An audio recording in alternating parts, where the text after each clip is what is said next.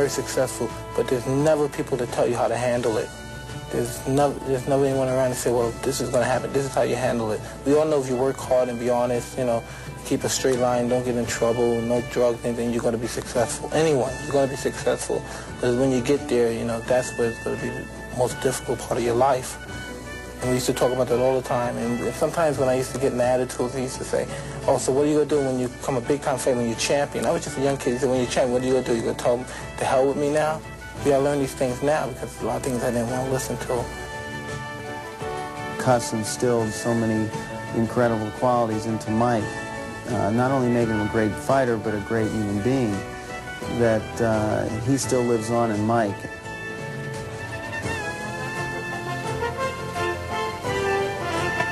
My goal is just become a champion, you know what I mean? His goal was making me independent, making me a man. When I didn't have to need him anymore. And he used to discuss that all the time.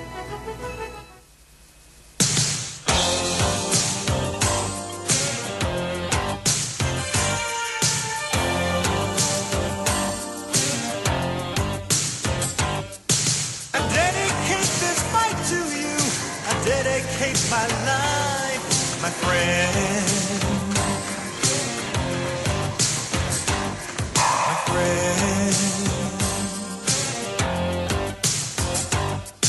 You taught me to see wrong from right, to see the light hard work and dedication can bring. My friend, you were the inspiration that I was hungry for. See me now, I'm knocking on the door, my friend. My friend.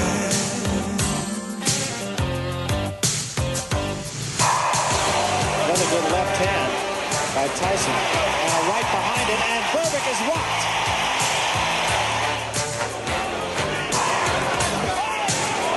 That was a right to the body and an uppercut to the hand, and Berbick is down.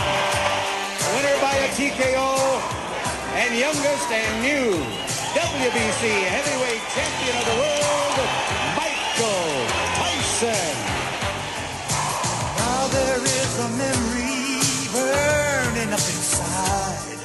Your guidance is a part of me. It will not be denied, my friend. My friend.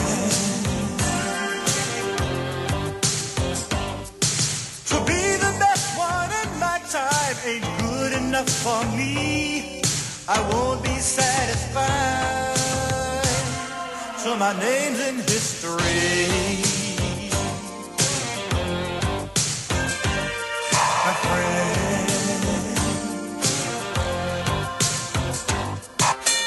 Right now he backs off from a sharp right uppercut to the body by Tyson. Again, a double right hand to the body and the chin. Down goes Lorenzo Boy. The count is 5. The count is 6. The count is 8. He will not get up. It's over. Well, it seems that all of Mike Tyson's fights are that easy, but they're not. He had some important tests leading up to his heavyweight championship fight, and during this portion of the show, we thought we'd take a look at 3 of the most important of those fights. We'll see him against James Quick Tillis, the first time he had to go 10 rounds, and Tillis gave him something of a boxing lesson. We'll also see him against Alfonso Ratliff, the first time he had to be out in Las Vegas, a different environment, and a stepping stone to the fight with Berbick. And now we'll look at Jesse Ferguson, a bout in which he was on network television for his initial time, and maybe the first time he faced a really big puncher. Ferguson, in his 10-round loss to Carl the Truth Williams, a TKO defeat, was in trouble in both the first and 10th rounds, and now he's in trouble here. Blood coming out from the nose of Jesse Ferguson. The right uppercut of Tyson has put him down. 6, 7, 8. Up at 9 is Jesse Ferguson. I think that uppercut broke Ferguson's nose, Jim. He is in desperate trouble. He will not last much longer.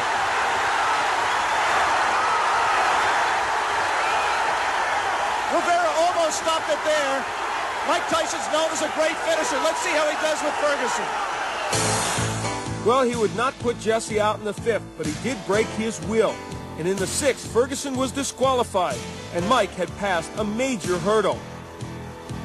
The next obstacle would be of a different type. Although he had veteran James Quick Tillis down here in the 4th, he would not keep him down. And for the first time, Tyson was forced to go 10. And in spots, Tillis made him look less than invincible. And in Tyson's round, or in Tyson's corner between rounds, trainer Kevin Rooney was imploring him to keep punching, not to stop punching, particularly in the clinches. Come on, work on it, guys, come on. Which is exactly what Mike just did. He was in tight, his hands were free, and he did not punch.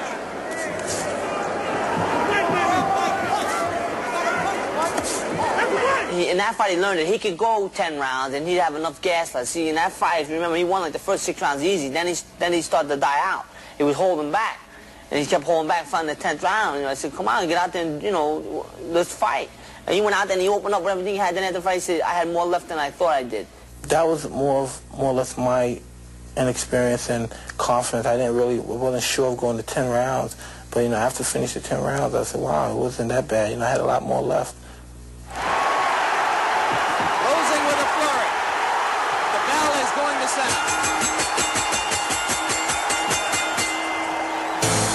He beat Tillis with a unanimous decision win. And next up, a trip to Las Vegas and the challenge of this man, Alfonso Ratliff.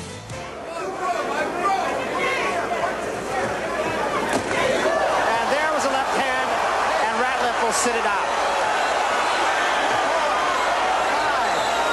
5, 6, 7, 8, 9. Ray, it looked like a short left hook. It was a classic punch, and Ratliff I don't think he'll get out of this round. Tyson right on top of Alfonso Ratliff. Turning loose. Another sign, of course, that you look for is, can the man finish? And Tyson has left little doubt about that so far. Right hand, that should be just about it. Davy Pearl looking very closely. And that's all. It's over. That, incidentally, is a much more important fight for Tyson than you could imagine, because it qualifies him for a shot at Trevor Berbick for the heavyweight title. Yes, the path to a title had to go through this man, Trevor Berbick.